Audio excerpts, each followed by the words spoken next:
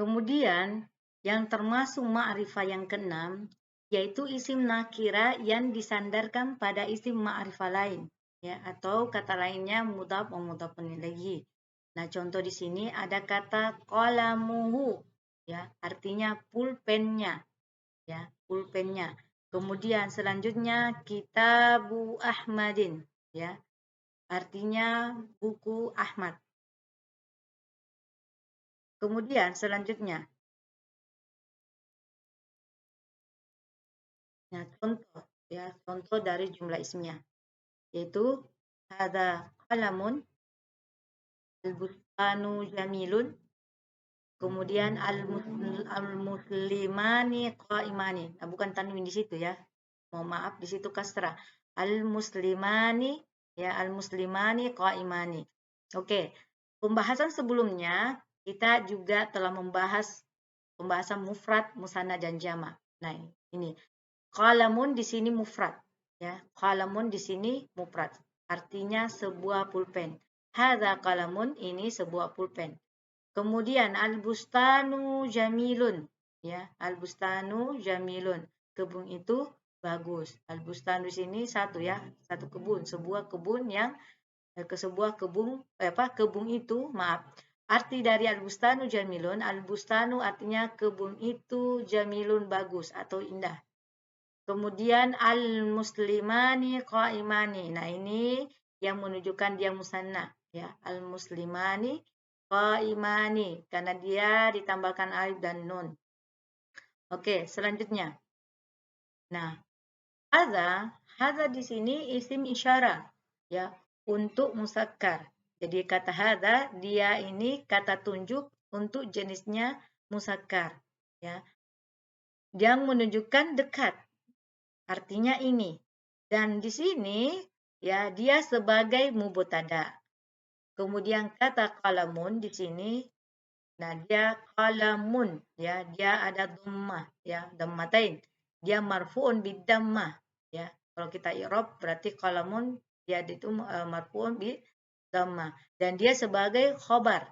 Nah, dia sebagai khobar. Kemudian dia isim nakira. Nah, kenapa dikatakan isim nakira? Sebelumnya juga kami jelaskan bahwasanya dia bertanwin, dia tidak beralif lam, berarti dia isim nakira. Dan memang sifat dari khobar itu dia harus nakirah. Jadi sifatnya khobar itu nakirah. Kemudian selanjutnya al-bustanu. Nah, perhatikan al-bustanu di sini dia beralif lam.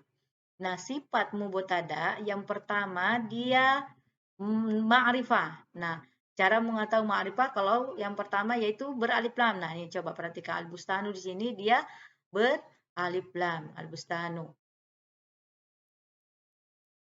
Nah, al-bustanu di sini dia isim ma'rifah karena kenapa dia beralif lam. Kemudian dia marfu. Nah, dia marfu bi dhammah.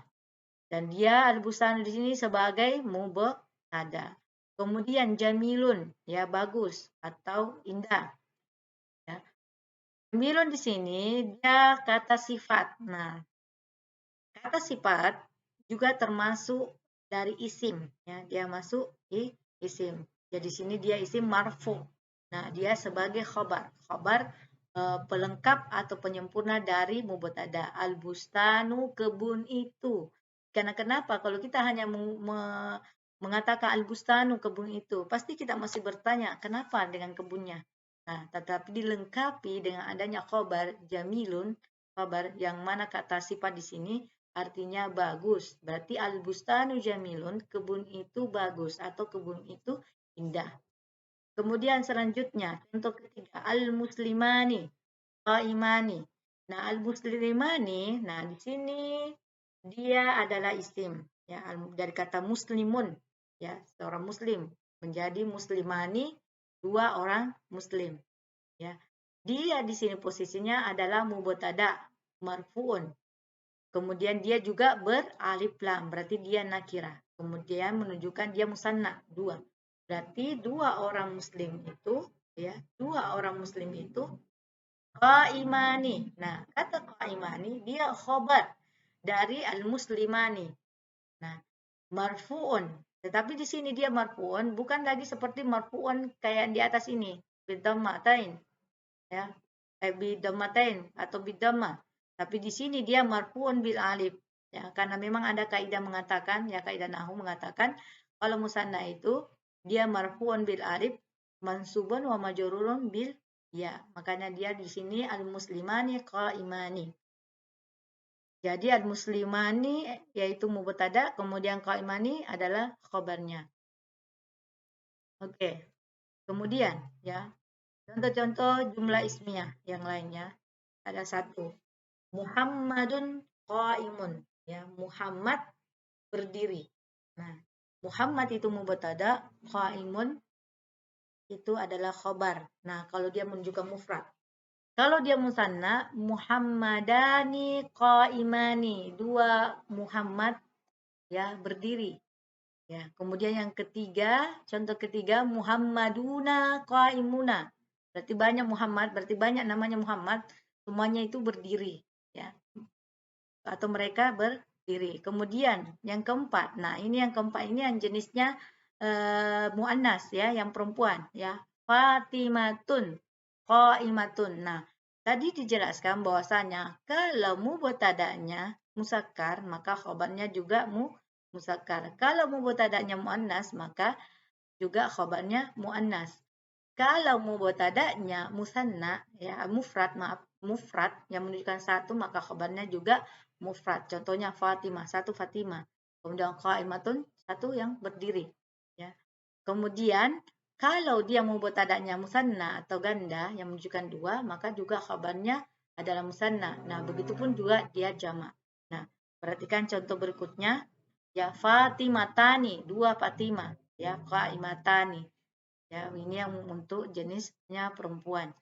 Kemudian Fatimatu ya, karena ini jamak, dia adalah jamak muannas salim. Kalau yang ketiga ini nomor tiga ini Muhammaduna, dia dinamakan jamak musakkar. Kenapa Muhammaduna dinamakan jamak musakkar salim? Karena dia ada pola tambahan waw dan nun ya. Kalau sedangkan di sini Fatimatu dia polanya di sini tambahkan alif dengan ta ya. Menjadi di sini Fatimatu karena mubtada'nya adalah dia jamak, berarti dia khabarnya juga jamak menjadi qaimatu. Fatimatu qaimatu. Oke, kemudian selanjutnya hada babun. Nah, ini yang menunjukkan kata isyarat ya. Hada babun. Ini sebuah pintu. Nah, ini babun jenisnya musakkar. Jadi kita menggunakan kata isyarat, kata tunjuknya yaitu hada. Kemudian contoh kedua hadhihi. Nah, kita menggunakan hadhi karena kenapa? Kurrasatun. Kurrasatun di sini jenisnya perempuan karena ditandai dengan adanya ta marbuta. Kemudian dzalika qalamun. Nah, ini dzalika di sini dia jenisnya laki-laki atau musakkar, kata tunjuk yang jauh yaitu kalamun sebuah pulpen. Kemudian yang keempat tilka mistaratun. Nah, ini untuk jenisnya perempuan. Jadi hadza hadhihi dzalika tilka itu adalah mubtada, sedangkan kata babun, kurasatun, qalamun, mistaratun itu adalah khabar. Nah, kemudian pembahasan kita selanjutnya al-jumlatul fi'liyah. Nah, tadi sudah dibahas apa itu al-jumlah. Al-jumlah yaitu adalah kalimat. Nah, fi'liyah ini. Jumlah fi'liyah adalah kalimat yang diawali fi'il. Jadi apa itu fi'il? Yaitu kata kerja. Ya.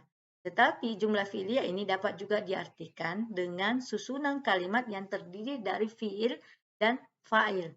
Ya. Fi'il kata kerja dan fa'il itu adalah pelaku. Atau bisa juga fi'il, fa'il, dan maf'ulun bih, objek. Nah, jumlah fi'liyah bisa juga diartikan kalimat verbal. Nah, jadi jumlah ismiyah yaitu kalimatnya yang mana didahului oleh fi'il. Ya, kemudian tersusun dari fi'il fa'il atau fi'il fa'il dan maf'ul. Nah, kita membahas tentang fi'il. Apa itu fi'il? Fi'il itu adalah kata kerja yang menunjukkan arti pekerjaan atau peristiwa yang terjadi pada suatu masa atau waktu tertentu. Ada namanya fi'il madhi, yaitu kata kerja bentuk lampau. Kemudian ada fi'il mudhari yang artinya kata kerja sedang atau sementara berlangsung atau sering berlangsung. Kemudian ada